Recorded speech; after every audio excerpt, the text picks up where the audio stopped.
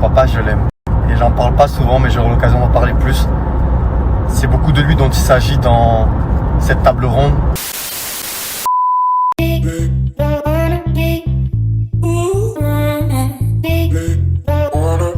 Salut à toutes et à tous, j'espère que vous allez tous très bien et que vous êtes en train de passer une excellente journée. Comme vous avez pu le voir dans le titre de la vidéo, aujourd'hui on va parler de John. Vous le savez tous, John est actuellement en couple avec Shanna Kress et il y a quelques mois en arrière, il a participé à la 6e saison de la Villa des Cœurs Brisés. D'ailleurs, durant cette aventure, il venait à peine de se séparer de Sarah Lopez et ils ont décidé de se confronter là-bas. En effet, ils ont mis les choses au clair. Il y a quelques heures, John a décidé de se confier dans sa voiture et il a parlé pour la toute première fois de son papa. Et d'après lui, sur ce tournage, il a pu se confier notamment à propos de secrets de famille.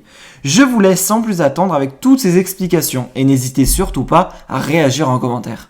À force de faire des allers-retours entre Nice et le Var, j'ai l'impression d'être un routier. Je passe mon temps sur la route. Et c'était important que je rentre parce que, outre les 2-3 rendez-vous que j'avais, il était important que je parle avec ma famille. Comme je vous ai expliqué, j'ai regardé le premier épisode en avant-première de la Villa des Cœurs Brisés, qui démarre lundi 15 d'ailleurs. Ça va être chaud. Et je parle de secrets d'enfance, de choses dont j'ai jamais parlé à ma famille, de choses dont j'ai jamais parlé à mon papa.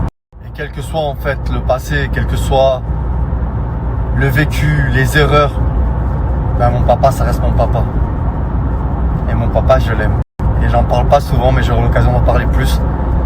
C'est beaucoup de lui dont il s'agit dans cette table ronde, ce secret dont je me libère. Et je lui ai parlé ce matin, avant de reprendre la route pour le Var, je lui ai parlé, c'était important pour moi de lui dire les choses en face.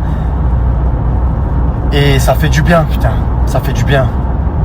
Mais c'est juste pour vous faire comprendre que, pour ceux qui s'imaginent que la télé c'est tout beau, tout rose, que c'est facile, qu'il suffit d'aller, de faire le clown et après ça passe à la télé, tout le monde est content, prendre l'oseille, merci, au revoir.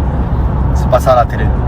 La télé, c'est avoir le courage de se mettre à nu, d'assumer qui on est, ce qu'on a vécu, d'affronter ça ensuite pendant la diffusion, seul ou avec ses proches. Et c'est pas donné à tout le monde. Et sans soutien, il y en a beaucoup qui se perdent. Combien il y a d'exemples de personnes qui se sont perdues? Il y a eu des cas où il y a des candidats télé qui se sont suicidés. Il y a eu des cas où il y a des candidats télé qui sont partis en dépression et vous en connaissez, et j'en connais. Mais c'est normal. Parce que vous imaginez pas la pression médiatique.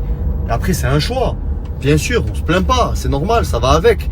Seulement, c'est juste pour que vous preniez bien conscience que les programmes sont là pour divertir et donnent l'opportunité à toute la France, voire plus, de juger tout ce qu'ils voient. Et parfois, ce qu'ils voient, c'est pas exactement la vérité, notre vérité, la vérité du moment.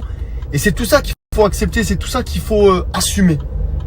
Parce que on n'est plus propriétaire de ce qui est montré. On n'est plus propriétaire de l'interprétation qu'ont les gens de ce qui est montré. Je sais que beaucoup en ont conscience. Et je sais aussi qu'il y en a pas mal qui ne réalisent pas l'impact de tout ce qu'ils balancent sur les réseaux pendant qu'ils voient la diffusion. Soit qu'ils ne le réalisent pas, soit qu'ils s'en foutent en vrai. Mais la télé, c'est pas simplement les strass et paillettes comme veulent le montrer beaucoup d'influenceurs. C'est l'histoire de gens comme vous, comme moi, qui vivent des choses et qui s'efforcent de les assumer. Voilà, c'est ça. Qui ont le courage de les exposer publiquement. Il y en a qui savent ce qu'ils font, il y en a qui ne le savent pas et qui le prennent en pleine gueule. Et avant chaque diffusion, tu sais pas ce qui t'attend. T'as des idées, tu vois, tu peux te faire des idées. Mais parfois, t'es surpris. Parfois, tu te prends en pleine gueule des choses dont tu te rappelles pas, ou alors des choses qui ont été montées d'une manière qui force l'interprétation et parfois, ça te sert pas. Voilà ce qu'est la télé.